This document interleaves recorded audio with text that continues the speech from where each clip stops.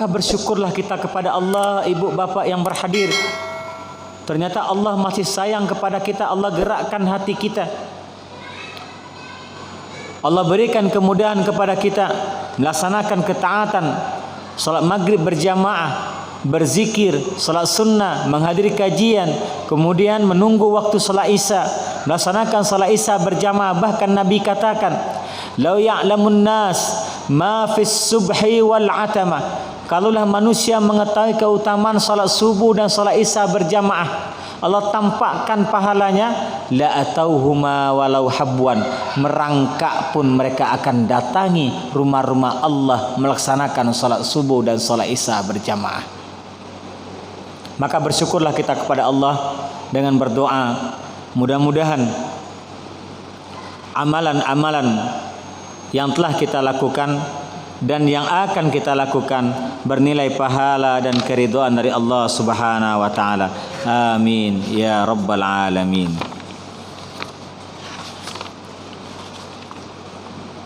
Selawat beriringan dengan salam kita untukkan kepada junjungan kita Nabi Allah Muhammad sallallahu alaihi wasallam.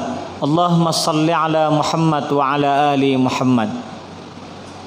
Hadirin hadirat a'azanillahu wa iyyakum, tidak bosan-bosannya kami mengajak usikum wa iyaya, baik kami yang menyampaikan dan kita yang berhadir, mari selalu kita meluruskan niat kita. Karena Allah Subhanahu wa taala hanya mau menerima amalan yang mana amalan tersebut diniatkan, diuntukkan lillahi ta'ala. Ibu, bapak, kalau amal soleh yang kita lakukan, bacaan Al-Quran yang kita baca, solat, zakat, infak, kurban, haji dan sebagainya, masih ada keinginan kita agar kita dipuji, masih ada keinginan kita agar kita disanjung, maka pada hari kiamat Allah sampaikan kepada mereka, idhabu ilal ladzina kuntum turauna fid dunya. Temuilah orang-orang yang kalian harapkan sanjungan, orang-orang yang kalian harapkan pujian. Hal tajiduna minhum al khaira. Apakah kalian mendapatkan kebaikan?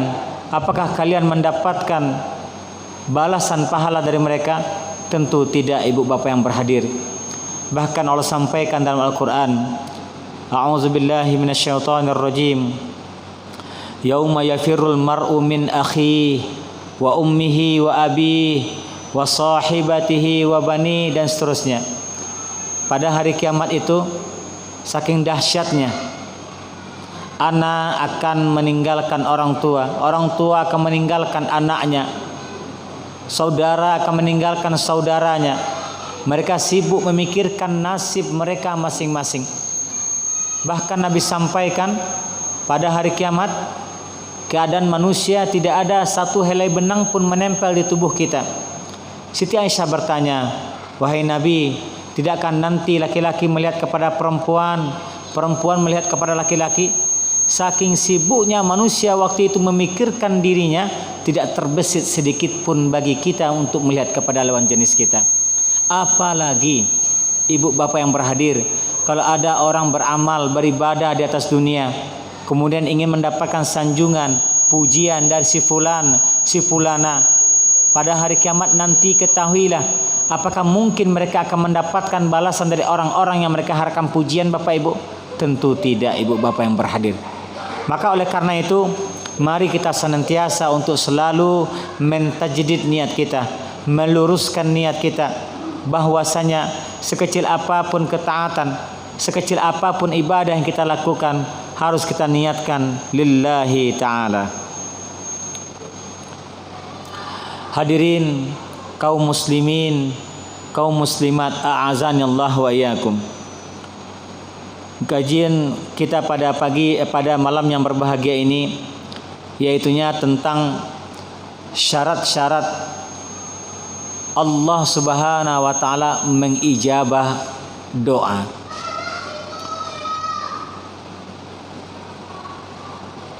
Hadirin hadirat a'azani Allah wa iyyakum. Kami yakin dan percaya mungkin ada di antara kita ataupun saudara-saudara kita sudah berkali-kali berdoa. Bukan hanya berkali-kali, bertahun-tahun, bahkan ada yang sampai 30 tahun berdoa kepada Allah. Namun sampai saat ini, sampai detik ini, belum ada tanda-tanda Allah mengijabah, belum ada tanda-tanda Allah mengabulkan doanya. Bahkan na'udzubillahi min zalik, mudah-mudahan tidak. Ada sebagian orang akhirnya menyalahkan Allah begini, Allah begitu, Allah tidak adil, na'udzubillahi min zalik. Kenapa? Mungkin dia pernah mendengar salah satu firman Allah dalam surat Al-Baqarah ayat 186. A'udzubillahi minasyaitonir rajim. Wa idza sa'alaka 'ibadi 'anni fa inni qarib. Ujibu da'watad da'i idza da'an. Falyastajibu li wal yu'minu bi la'allahum yarshudun. Di sini Allah tegaskan bahwasanya jika ada di antara hamba-hambaku berdoa kepadaku, katakanlah bahwasanya aku dekat. Ujibu da'watad da'i idza da'an. Aku akan mengabulkan setiap doa orang-orang yang berdoa kepadaku. Allah sampaikan demikian. Jadi seakan-akan ada orang yang sudah puluhan tahun berdoa kepada Allah, belum Allah berikan keturunan, belum Allah berikan harta, belum Allah berikan keinginan-keinginan yang selalu dia sampaikan dalam setiap doa yang dia panjatkan kepada Allah. Sehingga lahir sebuah kesimpulan seakan-akan Allah tidak adil, Allah begini, Allah begitu. Na'udzubillahi min zalik. Maka hadirin hadirat a'azani Allah wa iyyakum, dalam berdoa harus ada pengetahuan, harus ada ilmu. Apa itu? Ibu bapak yang berhadir,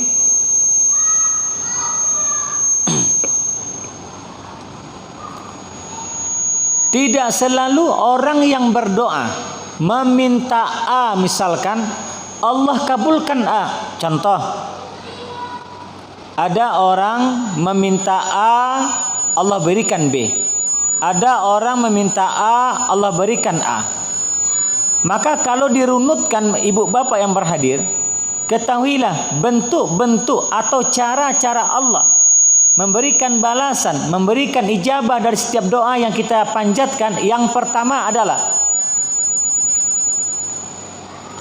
ketika kita meminta kepada Allah A, misalkan Allah berikan A kepada kita. Contoh, ya Allah ya Rabbi, berikan hamba kemudahan untuk menunaikan ibadah haji. Setelah berapa tahun Allah kabulkan doa kita. Kita minta A, Allah berikan A. Ada. Yang kedua, ada kalanya kita berdoa kepada Allah, kita minta A, Allah berikan B. Terus bagaimana sikap kita sebagai orang yang beriman kepada Allah?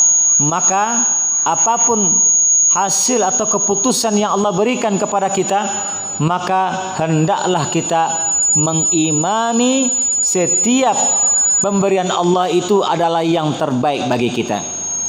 Kenapa? Karena Allah sampaikan dalam Al-Quran, wa ma zalamahumullah, Allah tidak pernah menzolimi, Allah tidak pernah menganiaya, walakin kanu anfusahum yazlimun, tapi kitalah yang telah menganiaya diri kita. Jadi bagaimana ketika kita minta A, misalkan Allah berikan B, bagaimana sikap kita? Sikap kita adalah tetap berhusnuzon, berprasangka baik kepada Allah Azza wa Jalla. Berarti menurut Allah B inilah yang terbaik. Dan ini Allah kuatkan dalam firman Allah dalam Al-Quran, wa asa an takrahu syai'an fahuwa khairul lakum. Boleh jadi sesuatu yang kita benci, ibu bapak yang berhadir, itu baik bagi kita. Wa asa an tuhibbu syai'a fahuwa syarrul lakum.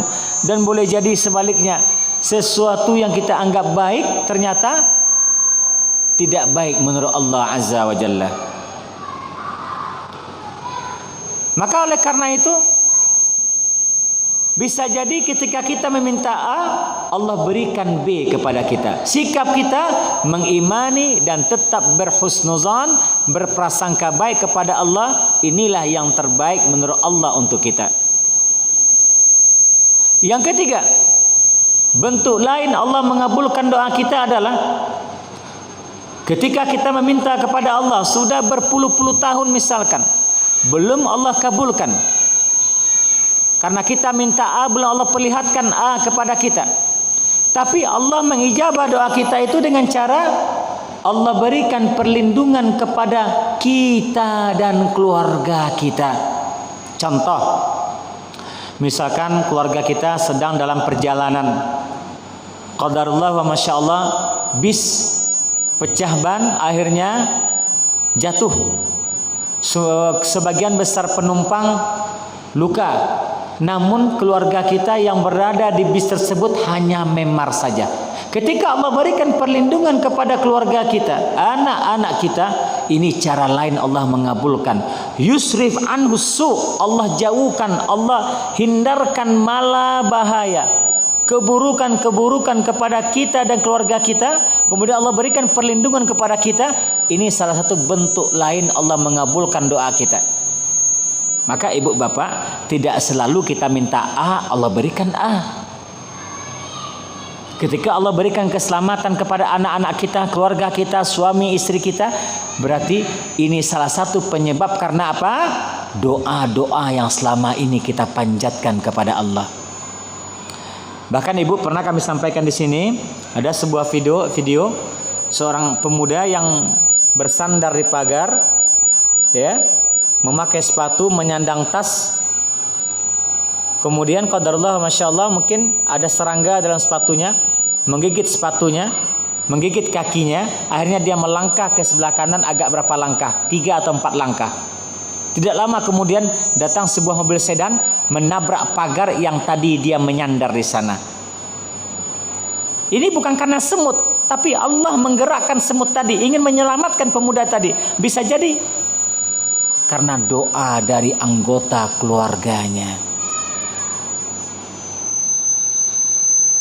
Yang keempat, ibu, kalau kita sudah memahami ini, yakinlah kita tidak akan berputus asa dalam berdoa kepada Allah. Yang keempat, doa merupakan ibadah. Maka jika ibadah kita lakukan karena Allah, Allah akan memberikan balasan dan pahalanya. Ternyata misalkan sudah 40 tahun kita berdoa, belum ada tanda-tanda selama kita hidup Allah mengabulkan doa kita.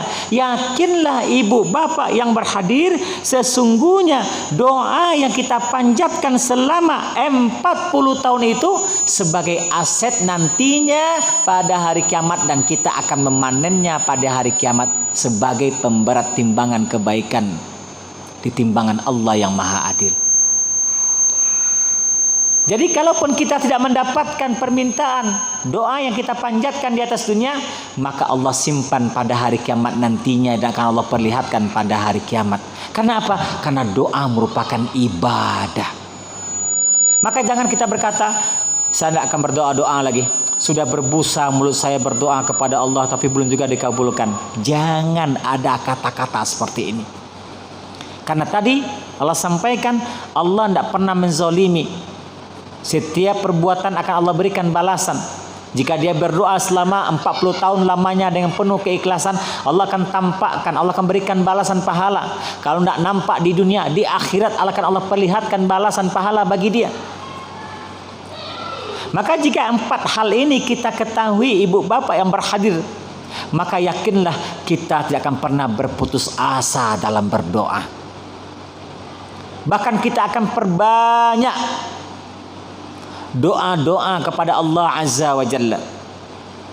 Bahkan ibu, pak, kalau kita lihat salah satu nabi atau rasul yang digelari Khalilullah bernama Nabi Ibrahim alaihissalam, dia seorang nabi, ya, anak-anak beliau, bahkan mungkin Nabi Ibrahim termasuk manusia paling sukses di muka bumi ini. Kenapa? Dia nabi, anaknya nabi, cucunya nabi, cicitnya juga nabi, sampai ke bawah. Dari Nabi Ibrahim lahir Ismail, Ismail nanti sampai keturunan kepada Nabi Muhammad SAW. Dari Nabi Ishak itu sampai nanti kepada Nabi Isa alaihissalam. Namun ternyata Nabi Ibrahim alaihissalam menyertakan keluarganya di dalam doanya. Apa di antara doa Nabi Ibrahim? Rabbi ja'alni muqimus shalah wa min zurriyyati wa taqabbal du'a. Ya Allah, Rabbi ja'alni, ya Allah jadikan aku, kata Nabi Ibrahim dalam doanya, wa min zurriyyati, dan anak-anak keturunanku, muqimus shalah, adalah orang-orang yang melaksanakan, menjalankan perintah salat. Dalam doa lain, wajnubni wa baniya an na'budal asnam. Nabi Ibrahim berdoa, ya Allah, wajnubni, jauhkan diriku, wa baniya, anak-anak keturunanku, an na'budal asnam, dari melakukan kesyirikan. Nabi berdoa seperti itu kepada Allah, apalagi kita. Maka bisa jadi kita minta A, Allah berikan A. Ketika minta A, Allah berikan B. Ketika kita minta A, tapi Allah mengijabah doa kita dengan cara Allah lindungi, Allah selamatkan, Allah jaga kita dan keturunan kita. Yang keempat, ketika kita minta A, namun semasa hidup tidak kita lihat tanda-tanda Allah mengijabah doa kita, maka ketahuilah, yakinlah, kita akan tetap mendapatkan balasannya pada hari kiamat nantinya. Hadirin hadirat a'azanillah wa iyyakum. Ini tentang bagaimana bentuk Allah Subhanahu wa taala mengabulkan doa daripada hambanya. Sekarang, apa sebenarnya syarat-syarat agar doa yang kita panjatkan diijabah oleh Allah? Kadang-kadang ibu bapak yang berhadir, orang-orang yang berdoa kepada Allah tidak mengetahui, sehingga sudah 1 bulan, 2 bulan, 3 bulan dia berdoa, belum Allah kabulkan doanya. Akhirnya mereka menyalahkan Allah, na'udzubillah min zalik. Maka di antara syarat-syarat Allah Subhanahu wa taala mengabulkan doa, yang pertama adalah doa yang kita panjatkan harus berlandaskan niat yang ikhlas dan tulus. Kenapa? Karena Nabi sampaikan dalam hadis yang diriwayatkan oleh Abu Daud, Innallaha la yaqbalu amalan illa khalisan liwajhi. Kata Nabi SAW, Allah Subhanahu wa taala tidak akan menerima, mengabulkan suatu amalan, suatu ibadah, kecuali ibadah tersebut diniatkan lillahi ta'ala, mengharapkan keridhaan dari Allah, tidak ada keterpaksaan. Kemudian di samping ikhlas harus hudurul qalbi. Apa itu hudurul qalbi? Harus khusyuk, harus dengan hati menghayati apa yang kita minta. Bahkan ibu, pak, hadis Nabi dalam yang diriwayatkan oleh Imam Tirmizi, ud'u Allah, berdoalah kepada Allah Azza wa Jalla, wa antum muqinuna bil ijabah, dan kamu yakin Allah akan mengabulkan doamu. Kenapa? Nabi sampaikan wa'lamu, dan ketahuilah oleh kalian, kata Nabi, innallah la yastajibu ad-du'a, tidak akan mengabulkan doa yang dipanjatkan kepada Allah min qalbin ghafilin lahin, dari hati yang lalai, yang tidak khusyuk, yang tidak sungguh-sungguh mengharapkan ijabah atau dikabulkan dari Allah. Maka kadang-kadang orang berdoa min, berarti dia enggak menghayati. Ibu, Pak, Nabi meminta kita ud'u Allah wa antum muqinuna bil ijabah, mintalah kepada Allah dan kamu yakin Allah mengabulkan doamu. Ini yang kedua. Yang ketiga, agar doa yang kita panjatkan kepada Allah diijabah oleh Allah Azza wa Jalla, Maka doa yang kita panjatkan harus doa yang baik. Jangan doanya, ya Allah ya Rabbi, jauhkanlah bojo kakak ambo Nabi. Ya Allah ya Rabbi, karena dia sering datang minjam uang. Nah, ini kan akhirnya putus silaturahimnya. Contoh yang tidak baik. Maka doa yang kita panjatkan harus doa yang baik. Jangan memutus silaturahim. Jangan untuk mendatangkan mudarat atau kejahatan ataupun perbuatan dosa, tidak. Doa yang kita panjatkan adalah doa yang baik.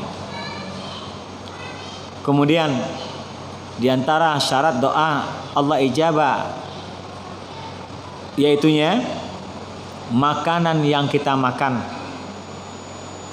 minuman yang kita minum, pakaian yang kita pakai harus bersumber dari yang halalan thayyibah. Harus bersumber dari yang halal dan baik, ibu bapak yang berhadir. Ibu bapak, ada hadis Nabi SAW yang diriwayatkan oleh Imam Bukhari. Safara rajul, seorang laki-laki melakukan sebuah safar perjalanan di tengah-tengah padang pasir.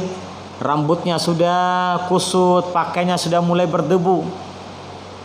Ya muddu yadaihi ila sama, diangkat kedua telapak tangannya. Kemudian ya Rabb, dia pun memuji Allah, meminta kepada Allah. Kata Nabi, padahal ibu bapak, di antara waktu atau tempat doa diijabah itu salah satunya adalah doa orang yang melakukan safar, perjalanan. Dan pemuda ini dalam perjalanan.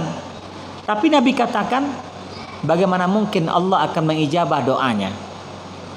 Kenapa? Karena pakaian yang dia pakai, minuman yang dia minum, makanan yang dia makan bersumber dari yang haram. Walaupun dia dalam keadaan safar, walaupun dia memuji Allah, walaupun dia hudurul qalbi, namun pakaian, minuman, makanan yang dia makan bersumber dari yang haram. Maka bisa jadi ibu bapak, ada di antara saudara-saudara kita yang berdoa sudah 40 tahun berdoa belum juga Allah kabulkan. Bisa jadi penyebabnya adalah mungkin ada harta nafkah kita yang kita dapatkan bercampur dengan yang haram. Nauzubillahi min zalik. Jadi jangan kita salahkan Allah.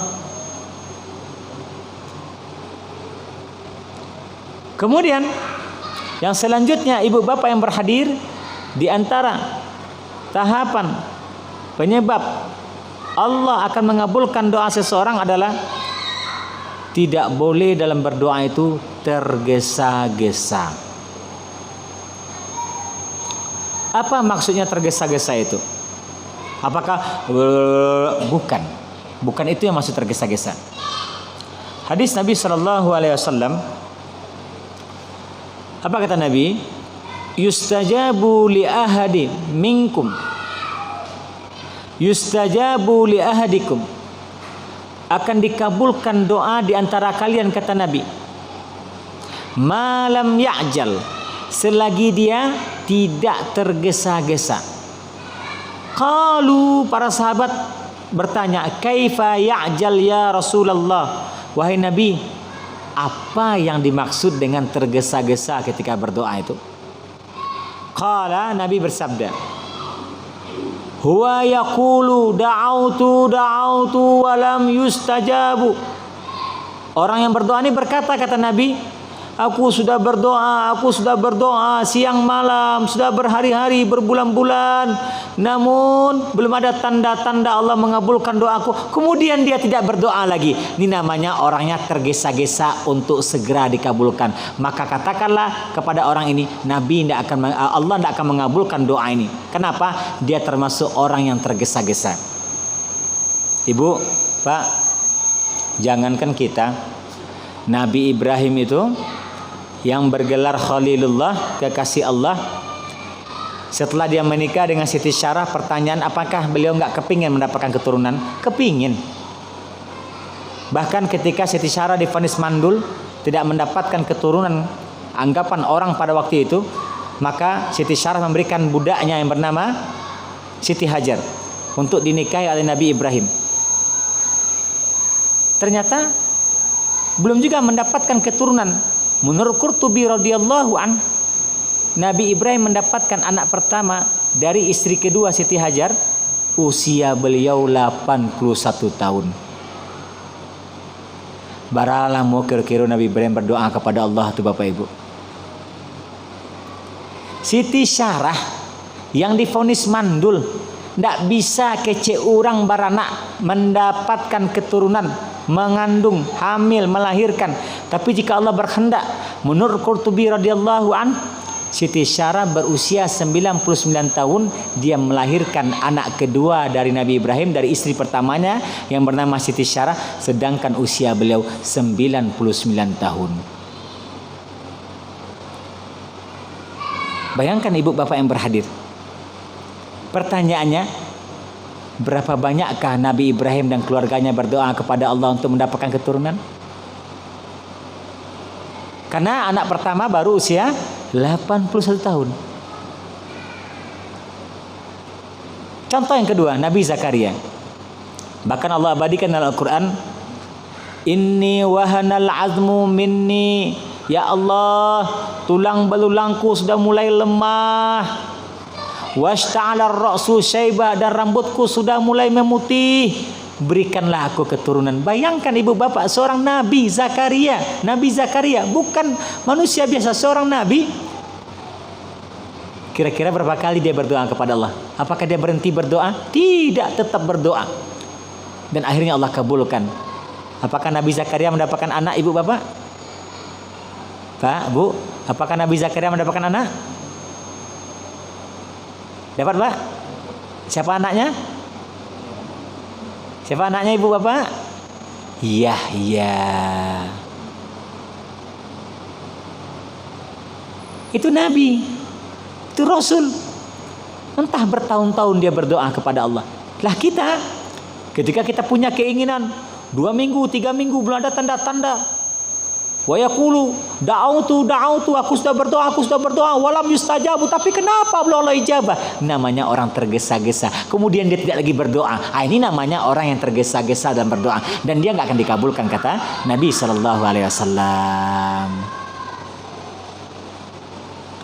Maka ibu bapak yang berhadir, hendaklah ketika kita berdoa kepada Allah, kita yakini Allah mengabulkan doa kita.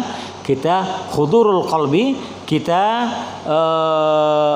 hadirkan hati kita dalam artian kita khusyuk, kita pahami, kita resapi permintaan kita kepada Allah Azza wa Jalla. Kemudian tentu kita harus berusaha, apa yang kita makan, apa yang kita minum, apa yang kita pakai harus terbebas dari yang haram. Maka inilah diantara tahapan-tahapan yang perlu kita ketahui agar doa kita diijabah oleh Allah Azza wa Jalla. Kemudian ibu bapak yang berhadir, ada adab berdoa yang perlu kita ketahui. Umar bin Khattab pernah menyampaikan, apa kata beliau? Inna doa mauqufun bainas sama' wal ard, la yas'adu minhu syai'. Doa yang dipanjatkan itu, kata Umar bin Khattab, akan terhenti di antara langit dan bumi, hatta tusalli ala nabiyyika sallallahu alaihi wasallam, sampai kita berselawat kepada Nabi. Maka ibu bapak, dan berdoa itu ada adab-adabnya. Yang pertama, pujilah Allah Azza wa Jalla. Yang kedua, berselawat kepada Nabi. Ada orang berdoa, auzubillahi minasyaitonirrajim, bismillahirrahmanirrahim, ya Allah, langsung dia meminta kepada Allah. Padahal adab dalam berdoa, puji Allah dahulu. Bagaimana memuji Allah? Cukup kalau pendek misalkan alhamdulillahirabbil alamin, ini memuji Allah namanya. Yang kedua, berselawat kepada Nabi. Apa bentuk selawat? Misalkan Allahumma shalli ala Muhammad wa ala ali Muhammad. Maka Umar mengatakan, orang yang berdoa tidak berselawat kepada Nabi, maka doa yang dia panjatkan akan berada antara langit dan bumi. Maka hendaklah dalam berdoa kita untuk membaca pujian kepada Allah dan juga berselawat kepada Nabi sallallahu alaihi wasallam. Kemudian ibu bapak yang berhadir, di antara kiat agar doa kita diijabah oleh Allah, kita lakukan, kita isi waktu-waktu yang di sana diijabah doa. Di mana tempatnya? Yang pertama, doa ad-doa bainal azan wal iqamah la yuraddu. Doa yang dipanjatkan antara azan dan iqamah tidak akan ditolak. Misalkan ini antara azan maghrib dengan iqamah tadi ada waktu jeda. Yang mau salat sunnah silahkan, yang mau berdoa silahkan. Karena ibu bapak, antara azan dan iqamah mulai salat subuh sampai salat isya itu ada kesempatan untuk salat sunnah. Maka jangan ada orang beranggapan, kenapa tidak langsung iqamah kita, karena maghrib ini kan waktunya singkat. Tidak. Dalam hadis Nabi SAW, liman sya'a, barang siapa yang ingin sholat antara azan dan iqamah termasuk waktu maghrib silahkan. Barang siapa yang tidak sholat juga silahkan. Apakah dia dengan berdoa? Mungkin ibu bapak yang pernah berhaji berumrah, contoh di Madinah, itu sebagian kaum muslimin, apalagi waktu puasa Senin dan Kamis, sebagian jamaah yang tidak berpuasa sunnah mereka sholat, yang tidak sholat mereka pun berbuka. Kemudian bagian tidak berbuka dan tidak sholat bisa melaksanakan dengan ibadah yang lain. Apa itu? Dengan berdoa. Karena doa antara azan dan iqamah tidak akan ditolak. Kemudian kapan lagi di antara doa yang diijabah? Yaitunya berdoa pada sujud. Karena kedekatan seorang hamba dengan Allah itu pada waktu sujud. Tapi para ulama menyarankan doa yang dibaca waktu sujud, termasuk sujud terakhir ini adalah doa-doa yang bersumber dari Al-Quran dan hadis. Jangan pula kita berdoa menggunakan bahasa Minang, menggunakan bahasa Indonesia. Tapi doa yang kita panjatkan hendaknya bersumber dari hadis, bersumber dari ayat-ayat Al-Quran. Yang ketiga, di mana lagi tempat diijabah doa itu adalah yaitunya doa an zahrul ghaib. Apa itu doa an zahrul ghaib? Doa an zahrul ghaib itu adalah mendoakan seseorang sedangkan orang yang kita doakan tidak mengetahui kita mendoakannya. Maka apa kata malaikat yang ada di kepala kita? Walaka mislu. Sesungguhnya doa yang kamu panjatkan. Contoh kita melihat ada seseorang dalam keadaan sakit, kita angkat tangan, ya Allah ya Rabbi, si fulan dalam keadaan sakit ya Allah, angkatlah penyakitnya, gugurkanlah dosa-dosanya, berikan hidayah dan petunjuk untuk beribadah kepada Engkau, penuhilah hajatnya ya Allah, amin. Apa kata malaikat yang ada pada kita? Walaka mislu. Sesungguhnya doa yang kamu panjatkan untuk si fulan tadi juga buat kamu. Maka ibu, bapak, kami memanggil, bukan kita ibu bapak saja, tapi kami saja, kami juga. Hendaklah kita berdoa itu jangan pelit. Hanya ibu, ayah, anak-anak kita, orang tua kita. Amin. Doakan yang lain. Semakin banyak kita mendoakan orang lain, pada hakikatnya semakin banyak kita berdoa buat diri kita. Karena malaikat mengatakan walaka mislu. Sesungguhnya doa yang kamu panjatkan untuk orang itu juga untuk kamu.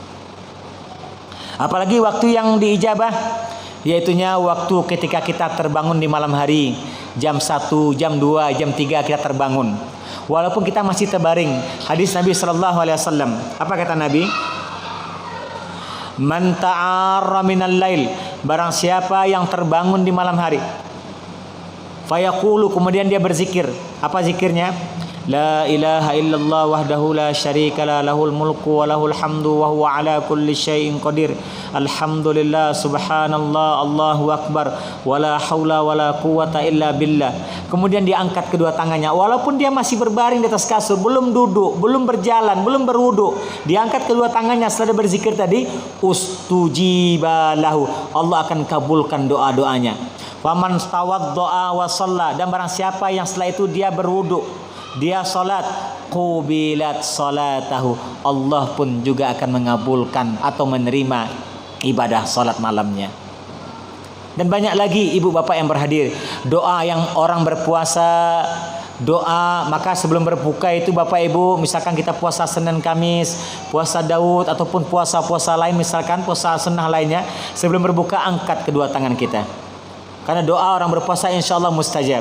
Doa ketika hujan lebat, doa ketika dalam keadaan safar, dan doa dari kedua orang tua kita tidak ada pembatas. Maka sering-seringlah berbahagialah, bersyukurlah kita yang masih memiliki pintu surga.